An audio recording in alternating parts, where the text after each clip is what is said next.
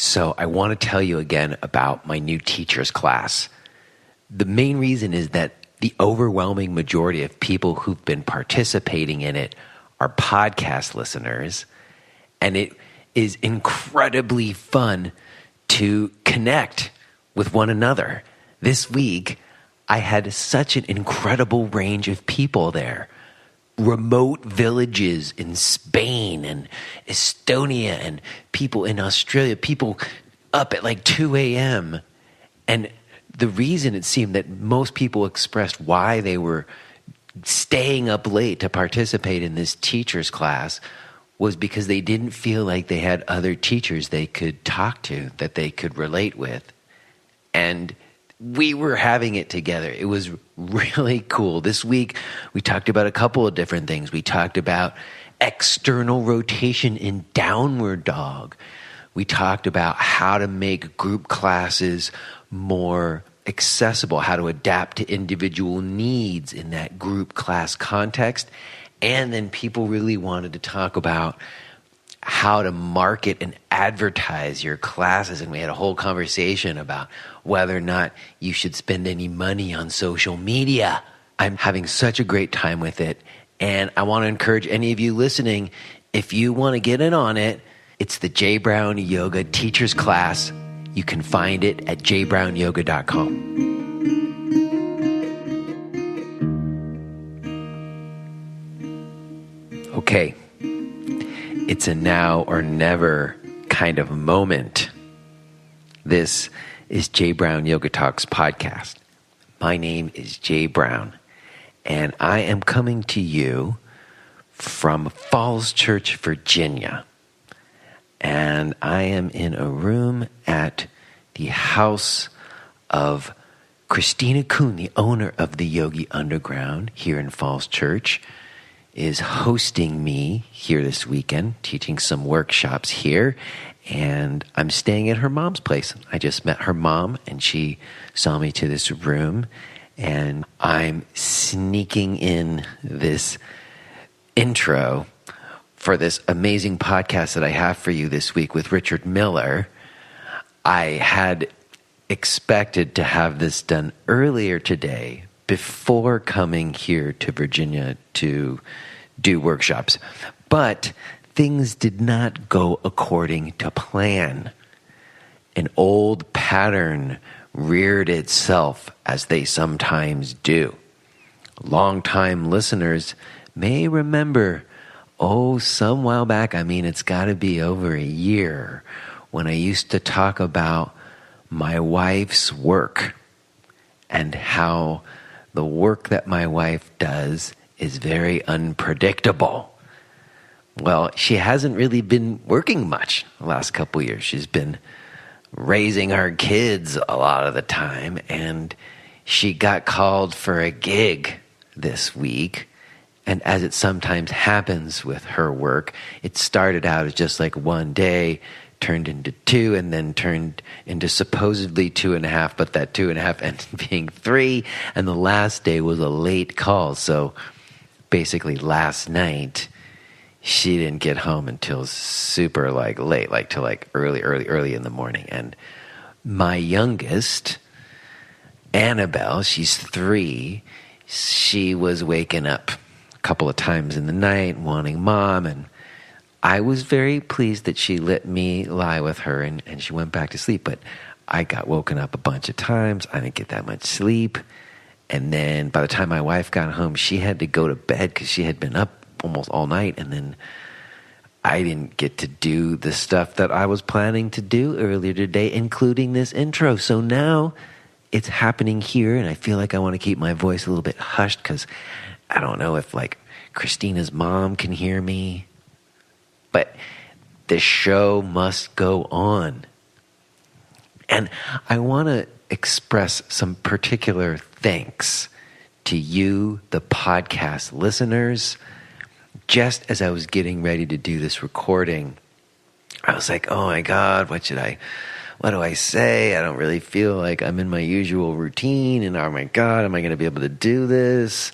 And I got another email from one of you. The subject says, just thanks.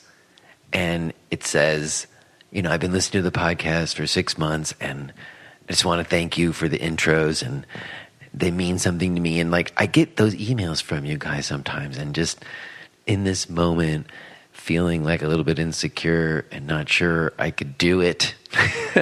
I got another email from one of you, and I just thought, of course I can do it. Just talk to your friends. And that's what I feel like this is. I feel like I'm talking to friends. And when I meet you here, when people come to the workshops and I get to meet them in person, it does feel like we're already friends. And when you drop me those emails, it feels like that. And I just can't thank you enough. It's the best part of doing this podcast. So thank you, especially to all of you very loyal listeners. So appreciate it. I'm going to keep at it. And as always, please feel welcome to reach out. So today's podcast is with Richard Miller. It is another in the series that is coming out of the conference I went to at Kripalu in June that Leslie Kaminoff set up, celebrating TKV Desikachar and his father Krishnamacharya, and the students whose lives were impacted at a very pivotal time in yoga's evolution to the West. Richard Miller is definitely one of those dudes. And Richard and I see very much eye to eye on some very key philosophical principles. We discuss that, as well as a whole bunch of history and just, very cool stuff. I'm excited for you to hear it today. Before we do, let me mention that this week's episode is sponsored by yogalifestyle.com. I've been talking about yogalifestyle.com. This is a company that I know firsthand. When I had my yoga center in Brooklyn, I ordered all my stuff, my mats and my blocks and my bolsters, like the gear, the stuff that you get that helps you in your practice and your study. Well, yogalifestyle.com is an independently owned source for that stuff. Ray Greenberg, the owner, he's been on the podcast before. I encourage you to go back and listen to it. He's got some pretty unique items. He's got the Becca Long Life mats, which I think are the best ones. He's got the teardrop-shaped bolster that I like to lie on. And he's just a real yogi doing business in a way that respects that. It's yogis supporting yogis.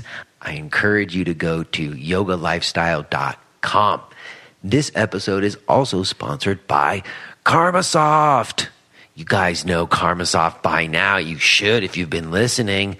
This is another company I really stand by.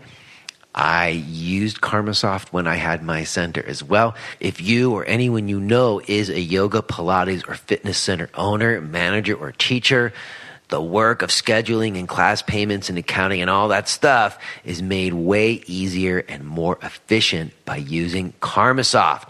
I've been saying it for a long time. Rudy Senecal, the owner of KarmaSoft, has also been on the podcast. You should go back and listen to that one also. It is by far better than Mind Body Online. And some people email me and were pissed off that I was saying it, but I don't care because it's true. I've used both of them, and I prefer KarmaSoft. And I think that you will too. Go to karmasoftonline.com. Let me also drop my stuff. I'm going to be in Rye, New York, August 26th at Wainwright House. I'm going to be in Hamilton, New Jersey at Bamboo Yoga September 15th. And I'm going to be in Burlington, Vermont at Burlington Yoga September 22nd through 23rd.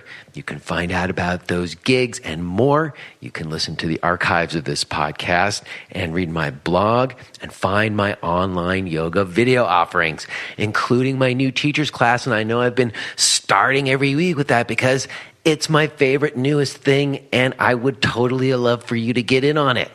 I also have my live stream subscription. If you just want to take some classes with me, you can participate in all of my public group classes via the live stream subscription. I also have some standalone practice tools, my practice DVD and downloads, and my online workshop, Gentle is the New Advanced. All that stuff can be found at jbrownyoga.com. Okay, I think I managed to make this happen. I'm going to touch base with you on the other side, mention a few things, but I think it's good. I think we can just get to it. Let's go ahead and listen to this talk that I had with Richard Miller.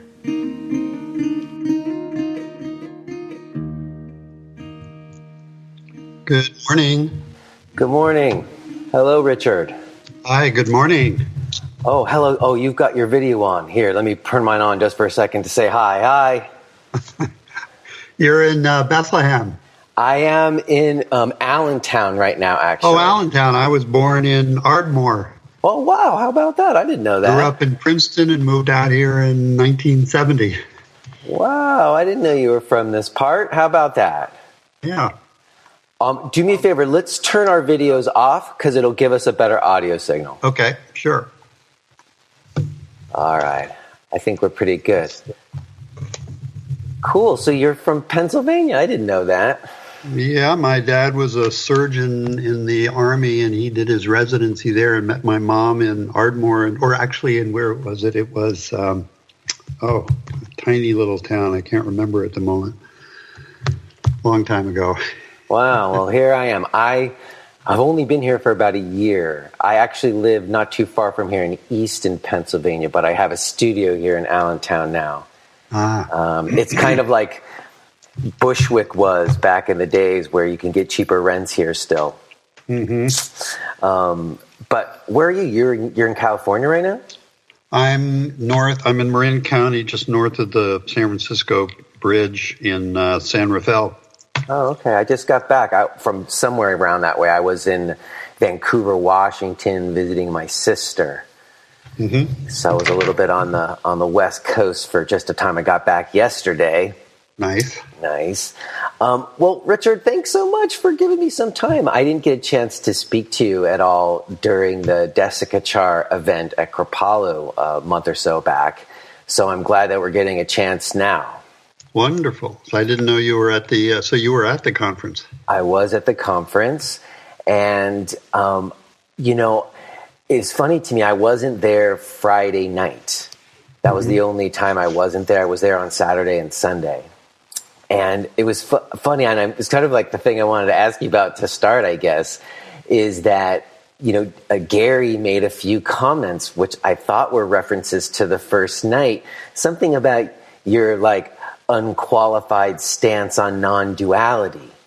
Correct. Which I was very curious about because the only time I've ever had a chance to kind of study a little bit with Gary was at an IAYT conference back in 2009. And it wasn't really such a direct study, but a session that he did where he was discussing some philosophy and he was using several texts, mostly the sutras. And I actually asked a challenging question, because I felt like he was placing some qualifications on non-duality. We had a lovely continuation of it over lunch later, but I was sort of curious, was there a specific dialogue that happened on Friday night, or was that just a long-standing dynamic between you guys? It's a long-standing dynamic with Gary, and I've never really truly understood it. So I was thinking the other day to go over to Berkeley and visit with him, because he's just across the bay in Oakland, and really just try to understand what is his view here. Patanjali is a dualistic perspective, and Advaita has certain qualifications in it. In the Kashmir Shaiva tradition, it's often called unqualified non-dualism. Mm-hmm. Because in the Advaitic tradition, there's a tendency to dismiss the world as unreal. The world is seen as a projection. In the Shaiva tradition, which is what I am deeply immersed in, everything is understood to be an expression of the underlying mystery out of which the entire cosmos is birthed. So in the Shaiva tradition, nothing is dismissed as unreal. Everything is said to be an expression, so in that way everything is said to be real. And so being in the world is very much in keeping with the Shaiva tradition. Often in the Advaitic tradition, it's kind of a monastic tradition, and Patanjali is also a kind of a dualistic monastic tradition as well. Well, I hear you saying it's interesting. I had Harish Wallace on, and we talked about this very thing because I was asking him, is Patanjali Sutra like inherently dualistic text? And he said, if you go by like the translations straight, absolutely. As you're saying, it is a dualistic text. But he then said that at some point there was so much sympathy for Tantra that there's overlays, like people's interpretations or the things that have been taught in the name of the sutras, maybe not to the letter of the author, but like Desikachar tradition is a kind of example of that, maybe, because it seemed to me that Desikachar did teach a form of non-duality, even if there were some qualifications on it. But they used sutras as a primary teaching text. So the teachings that people have done in the name of the sutras are good teachings, I think, but they don't necessarily stick to like the letter of the author. It's just an interesting dynamic. You see people like Venkatesananda who hung out with Jiddu Krishnamurti for many years, and when he made his rendition of the Yoga Sutras of Patanjali called Enlightened Living, he really dovetailed a lot of Krishnamurti's perspectives into his translation. So you're right, there's a lot of mixing that's happened. But if you go back to straight Sankhya, out of which Patanjali bases his view, it's a very dualistic perspective of Purusha and Prakriti, nature and spirit, being forever separate and never able to touch. But they get so close that there's a confusion between the two, and the highest realization for Patanjali is a word kaivalya, which actually means isolation from nature, liberation as spirit. Right. So I like to keep that kind of perspective so I can see the progression from Sankhya to Patanjali to Advaita to the Shaiva tradition, and we can really see a lovely progression of understanding that unfolds. Mm-hmm. Well, I've always thought it was interesting how it seems like all these different philosophical texts, or some of it was oral, was open to like some amount of interpretation. I don't know if you've ever heard this, but one time I came across like a version of Samkhya that was 24 principles instead of 25 principles. And the difference was that Purusha and Prakriti were the same principle instead of two separate principles. And I just thought that so there you have the tantric influence. Yeah, I guess that's it. Like there's overlays on all of these things as they've come down through history, you know? Yeah.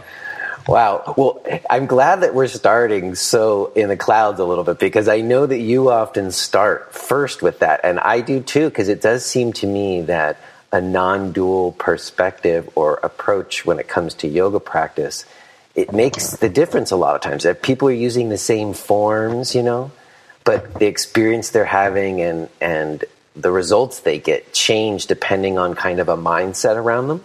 Yes.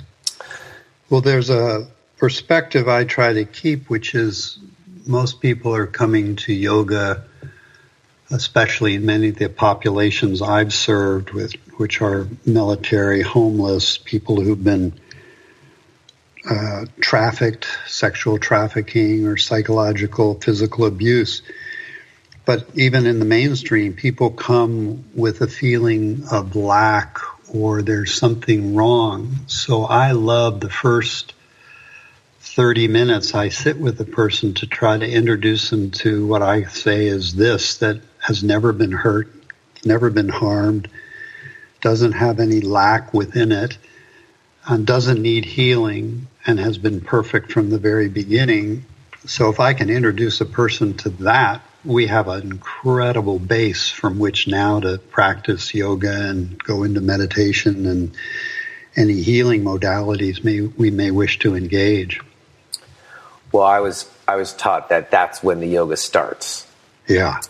Exactly. when I'd like to start it right from the beginning. I hear you. Exactly. I'm with you. Well, I'm curious. You mentioned Advaita and Shaivism. Is that where you would sort of cite your idea of non-duality too? Or I know you had other influences. I noted in your bio you studied Taoist yoga and Zen, and you studied a lot of things. So would you say that your idea about non-duality is coming from a lot of these different studies, or would you cite it to a specific source? I've been very fortunate to study from the very beginning with, I would say, people very embedded in a non-dual view, really embodied in their being. So my original mentor back in 1970 came out of a Mahayana Dzogchen Mahamudra perspective, which was very much non-dual. And at the same time, I was studying psychology with her and looking at these teachings, I started getting involved with yoga and with Zen. And then in 73, met a Taoist teacher who was very much in a non-dual perspective, and then ultimately studied the teachings of Krishnamurti and met a number of teachers, including who I would call my final mentor, Jean Klein. All of them gave me different perspectives. But early on, I was also immersed in the Christian teachings because I was looking at becoming a minister at one point. So all along, I would say I've been interested in what's the underlying thread that all of these teachings incorporate, so I could get at the very base underlying principles that inform every tradition I've ever studied.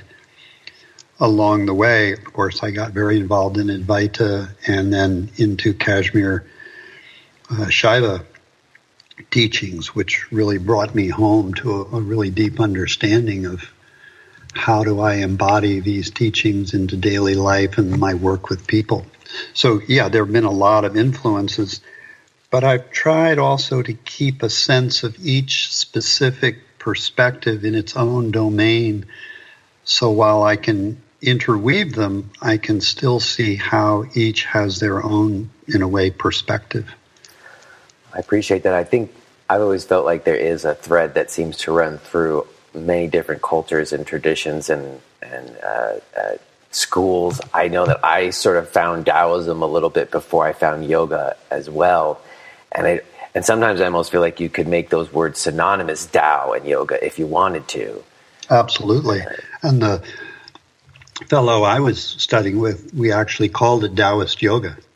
And was there like a physical practice you were doing? What was the practice that you did with that teacher? I actually ended up writing a book for him called The Book of Internal Exercises. Stephen I saw Chang. that in your bio. Okay, so that was from that time with that teacher. From that time. And so we were looking at the healing art of Qigong for both health and healing. I was studying Chinese medicine, acupuncture, herbology, sexology, astrology. So we were looking at a very comprehensive teaching of Taoism through his lens, and his great-great-grandfather had been the physician to the Emperor of China. So he had a long history in his own family of Taoism. So it was very interesting to look at yoga through that lens as well. And did you have like a former life or career? Like, how were you paying your rent while you were studying Taoism? Good question. I was actually at the same time volunteering in a clinic, and I was making sandwiches actually for a living. I had a little sandwich business where I would go downtown San Francisco and deliver sandwiches to offices, so that I worked actually 3 days a week doing that, and the rest of the time very deeply embedded in my studies. I was very fortunate to not be interested in a high-profile lifestyle, so I was slinging living ham very and skimpily. Slinging ham and cheese isn't very high profile.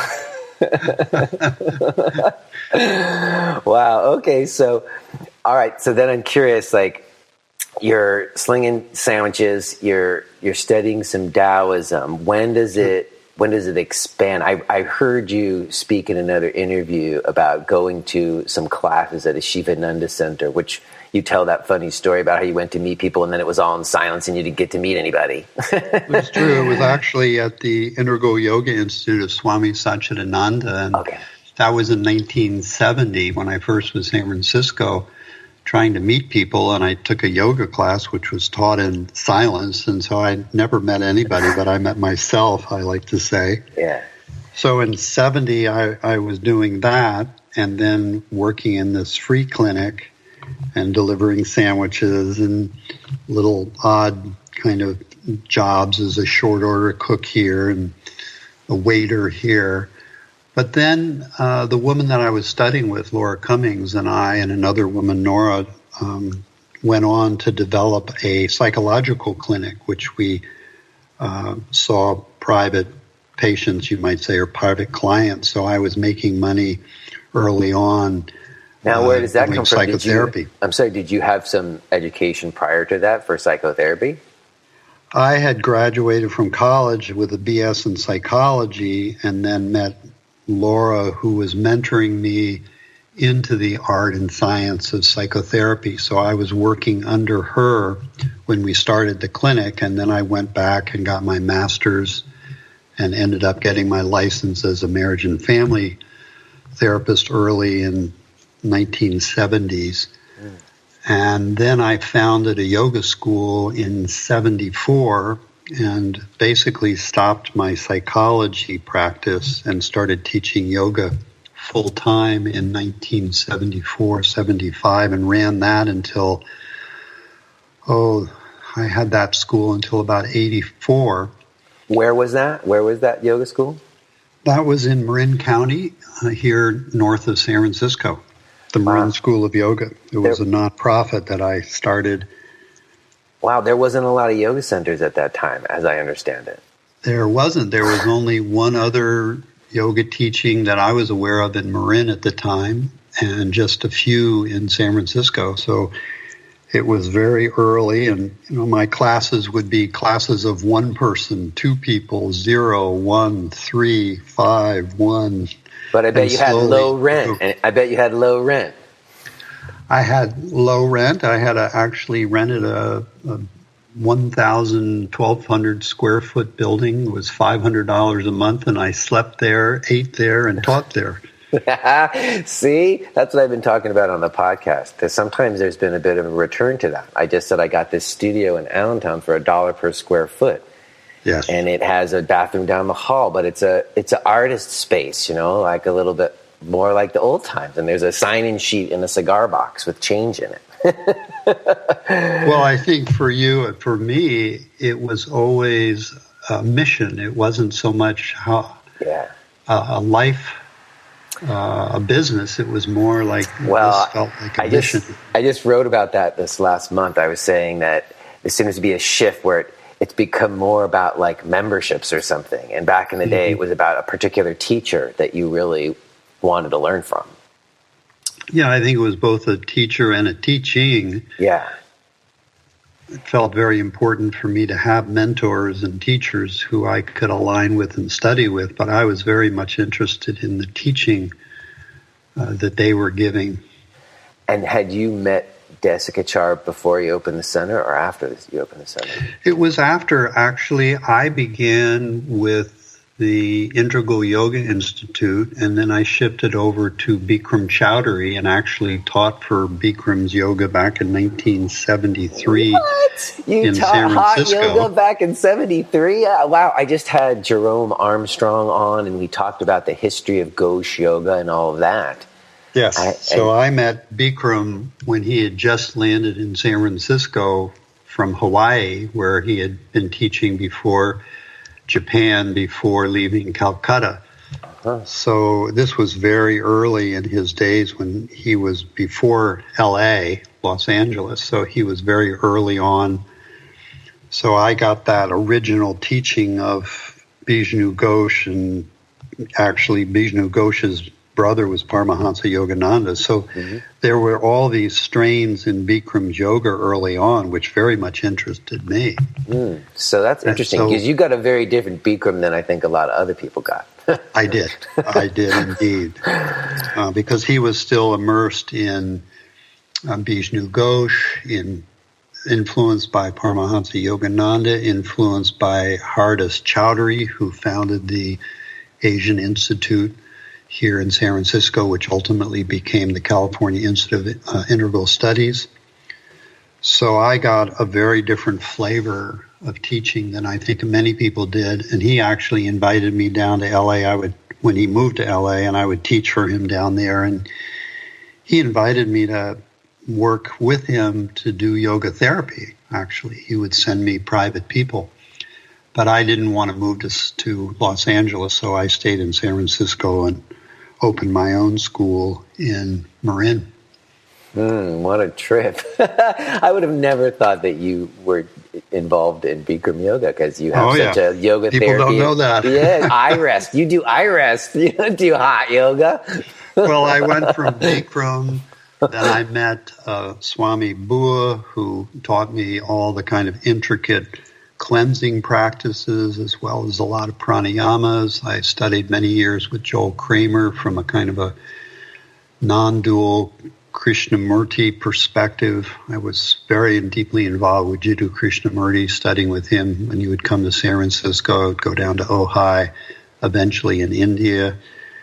And then I was introduced to the teachings of Iyengar, so I got very involved with his teachings and his senior students from England who were coming to the United States. And then I was asked to host Ian Rawlinson, who was one of Desikachar's English senior teachers. And that was in 1979, and I was very smitten. So Ian was going back to India, and I asked him if he would hand deliver a letter to Desikachar, which he did.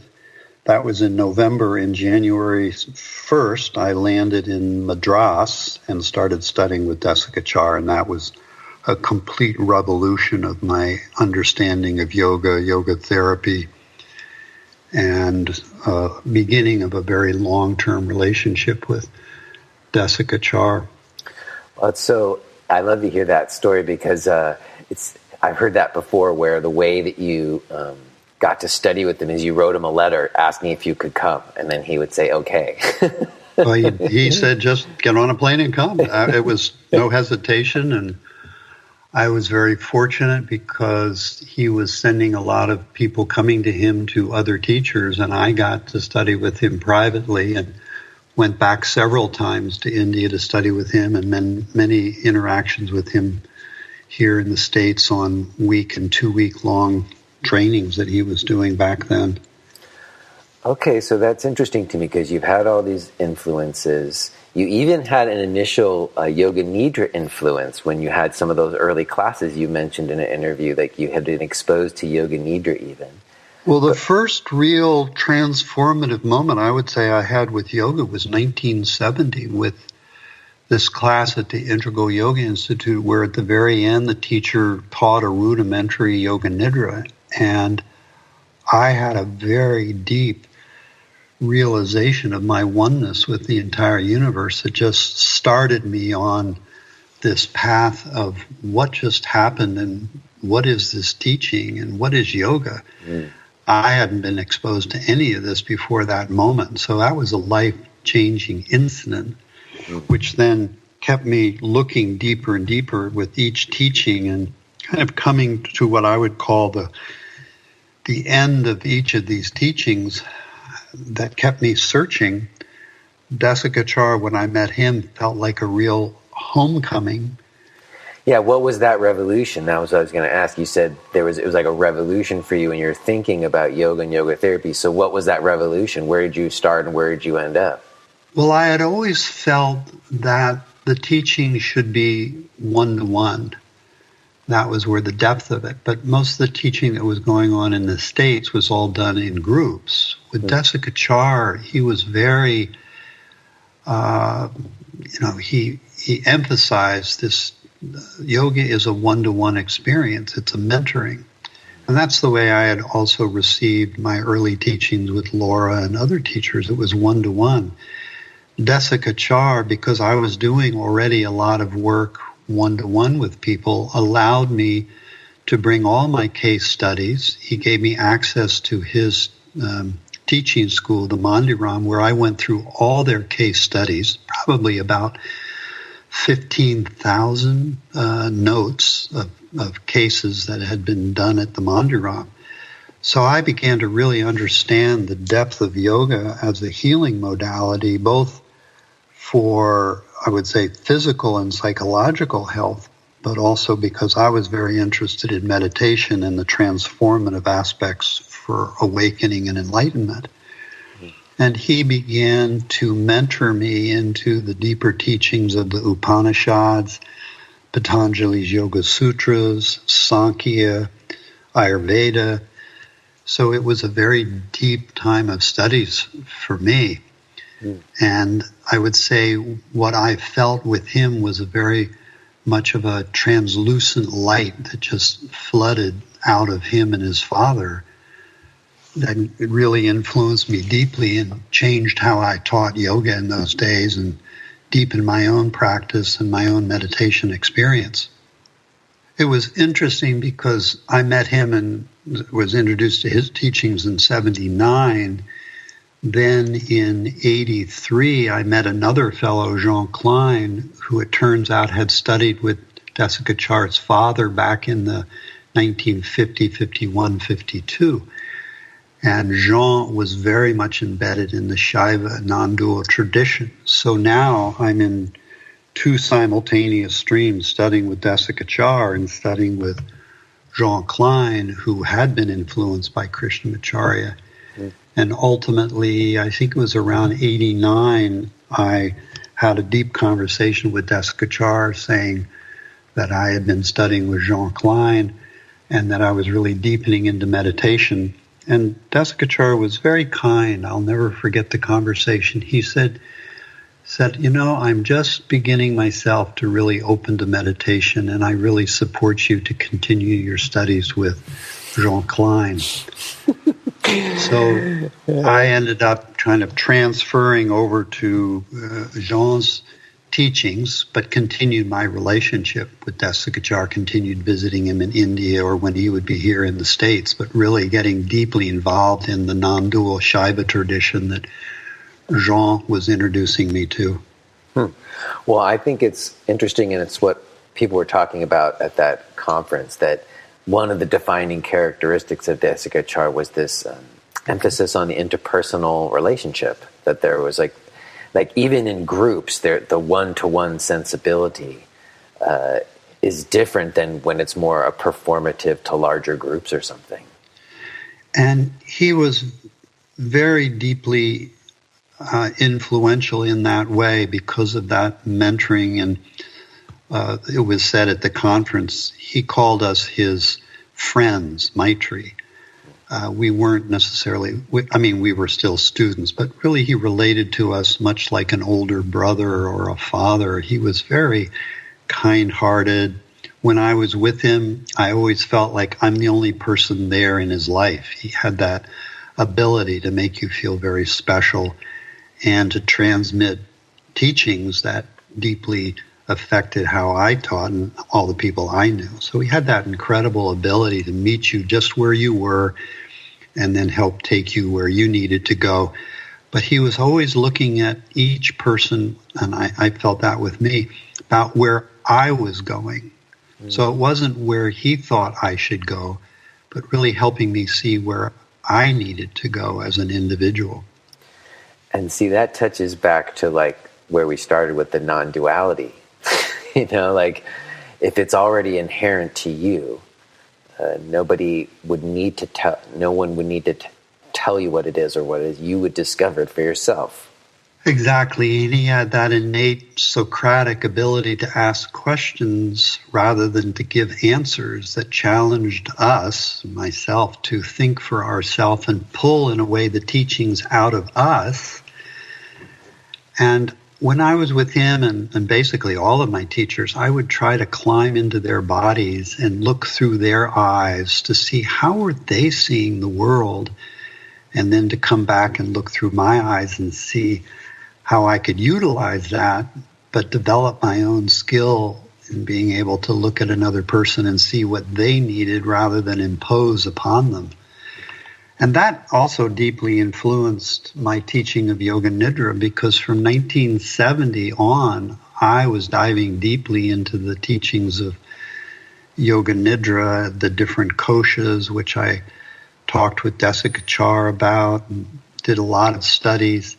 So he was helping me look at, instead of taking the cultural heritage of India and imposing it on my students here in the West, I was really looking at what were the underlying themes in yoga to help people basically understand themselves from the inside out. So I started stripping away a lot of the cultural aspects to the practices and really using them more as inquiries where people could inquire into their own selves. So in the tradition of Yoga Nidra out of India, you were told to see particular images, colors, sounds. I started asking people, when you go into your own body, what do you see? What do you hear? What do you feel? So they began to come up with their own imagery, their own sounds, their own aspects that were embedded in their own culture rather than the culture of India. That was very instrumental. And one of the first conversations I had with Desikachar, he said, look, I'm Indian. You're a Westerner. I don't want you to become an Eastern Indian, as I'm not interested in becoming a Westerner. I would like you to develop how do you help Westerners in your own culture. So take what I give you, but make it your own.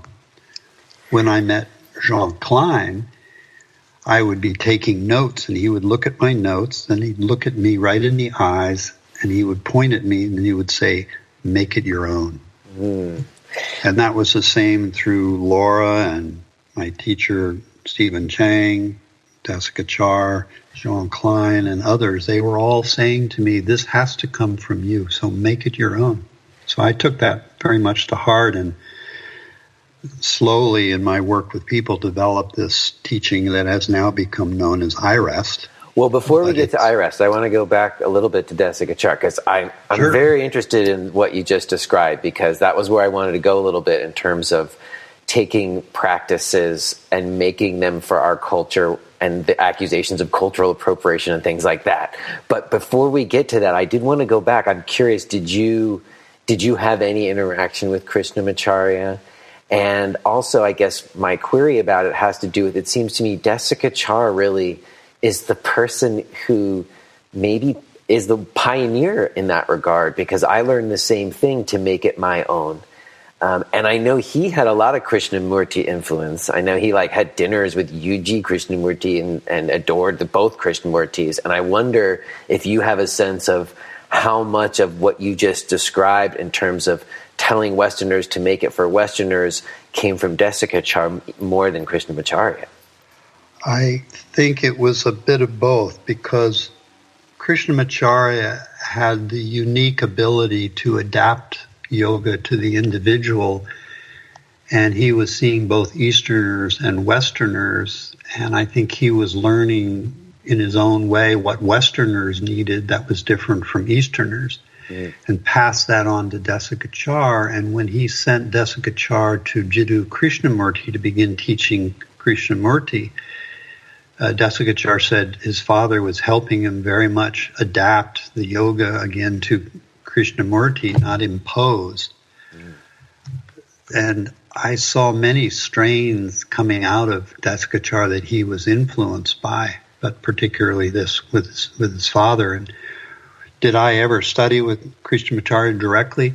No, but I studied at Desikachar's home where Krishnamacharya lived. And so every day Krishnamacharya would be sitting in this kind of swing in the front yard. So as I would walk through the gate and walk towards the front door, I would have to pass by Krishnamacharya, and I would always put my hands in Anjali Mudra and bow to him as I passed by, hoping that I wouldn't be struck by a lightning bolt, because he was a very intimidating figure. And actually, you may have heard the story, but when I first met Desikachar and I was in his home for the first meeting, and he was asking me what brought me to him, and I said, I'm very interested in meditation and these studies of awakening.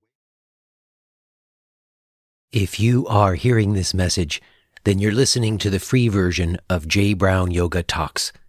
To hear the rest of our conversation, please subscribe to Podcast Premium at jbrownyoga.com/premium.